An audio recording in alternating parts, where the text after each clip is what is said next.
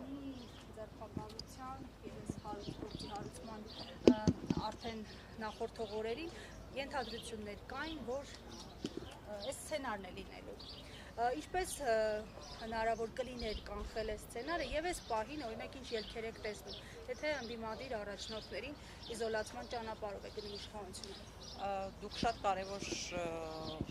հանգամանք նշեցիք հենց վերջում, որ իշխանությունը գնում է ընդդիմադիր առաջնորդների իզոլացման ճանապարհով եւ մեծ է իմ անհանգստությունը, որ սա շարունակական բնույթ կրող գործողություն է լինելու եւ առնչվելու է տարբեր ընդդիմադիր ուժերի առաջնորդներին եւ քաղաքական ու հանրային գործիչներին։ Մենք ականատես եղանք, որ այս իշխանությունը ոչ միայն պատրաստ էր լկտիաբար գողանալ մանդատները, այլ նաև դրանից հետո շարունակել իրավական գործընթացներ, իրենց գնահատմամբ իրավական, բայց ակնհայտորեն քաղաքական գործընթացներ։ Եվ սա այլ կերպ քան քաղաքական հետապնդում կոչել չի կարելի, որովհետև մենք նախընտրական փուլում արդեն տեսել էինք, որ Նիկոլ Փաշինյանը հայտարարում էր, որ ուրեմն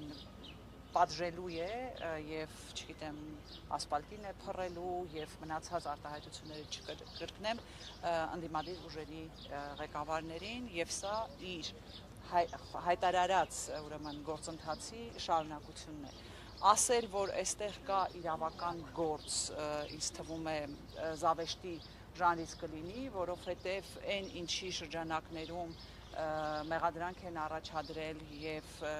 այն ինչի շրջանակներում երեկվա 13 ժամանոց շոուն իրականացվեց եւ այլն, պարզապես խոսում է մեկ բանի մասին։ Փաշինյանը հրահանգ է իջեցրել եւ իր հրահանգը կատարում են։ Մեծ է նաեւ իմ անհանգստությունը, որ այդ հրահանգը այսօր կկատարի նաեւ այս դատարանում նստած դատավորը, որովհետեւ իրենցից այլ բան ակնկալել, քան Փաշինյանի հրահանգները կատարել հնարավոր չէ։ Այստեղ բազմաթիվ մարդիկ են հավաքվել աջակցություն Գագիկ Ծառուկյանի, նաեւ տեսնում ենք, որ տարբեր ընկերությունների աշխատակիցներ, որոնք անորոշության մեջ են հայտնվել, չիմանալով թե ինչ կլինի, այսինքն սա դուք ինչպես որակեցիք քաղաքական է, բայց արդյունքում հազարավոր մարդիկ մնում են առանց աշխատանքի։ Մենք սա պետք է դիտարկենք երկու կոմպոնենտով։ Կոմպոնենտ 1 քաղաքական հետապնդում Գագիկ Ծառուկյանի նկատմամբ, որովհետև տեսանք, որ այդ քաղաքական հետապնդման շրջանակներում ըստ քննչական կոմիտեի հայտարարության 70 ուրեմն օբյեկտում կատարվում էր խուզարկություն։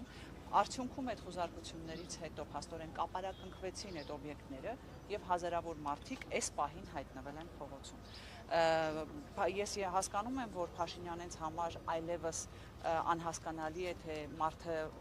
օրվա այսպես հացի համար հոգ տանող մարդու համար ինչ է նշանակում, թեկուզ մեկ օրը չաշխատելը, որովհետև իրենք արդեն սովորել են հեշտ փողերին,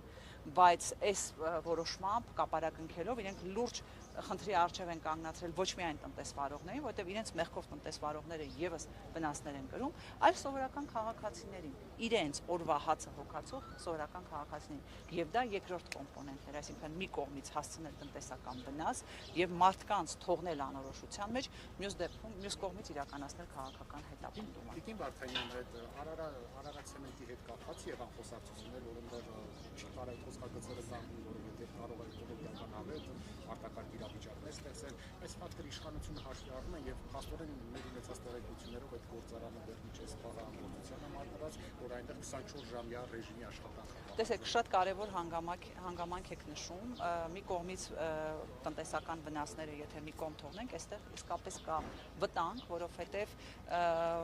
անվտանգության աշխատակիցներ այնտեղ պետք է լինեն, որոնք որ կերաշխավորեին, որ հանկարծ որևէ անվտանգային որևէ ռիսկ, որևէ խնդիր չառաջանա։ Բայց գիտեք, երբ որ այս մարդուն պետք է քաղաքական բավարարվածություն ստանալ, ինքը գնում է ամեն ինչի։ Ինքը նույնիսկ ստեղծում է անվտանգային լուրջ խնդիրներ եւ ռիսկեր, եւ մինչեւ այս պահը ըստ էության լուծված չէ այդ խնդիրը։ Հետո Աստված մի արածի, եթե իսկապես լուրջ խնդիր ունենա, ով է պատասխան տալու, այդ կապարակնքող ոստիկանները, թե վերևից հրահանգ իջեցնողը։ Այսինքն, երբ որ ինքը ունի ցանկություն, ուրեմն մարդկանց քաղաքական հետապնդման ենթարկել, որևէ բանի առջև կանգ չի առնում։ Նույնիսկ ուրեմն կարևոր անվտանգային կանոնների։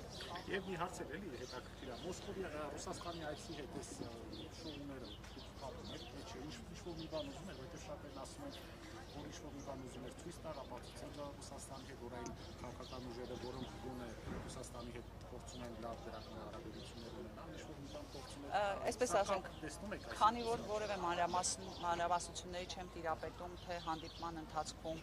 բացի այն հրապարակային տեղեկություններից ինչեր են քննարկվել, հստակ պատասխան տալ չեմ կարող, բայց միևնույն ժամանակ, ուրեմն այսքան տարիների ընթացքում հետևելով Փաշինյանի գործողություններին կարող եմ ասել, որ սա նաև իր այցից առաջ հատուկ կատարված քայլ էր, որպեսզի ինքը այնտեղ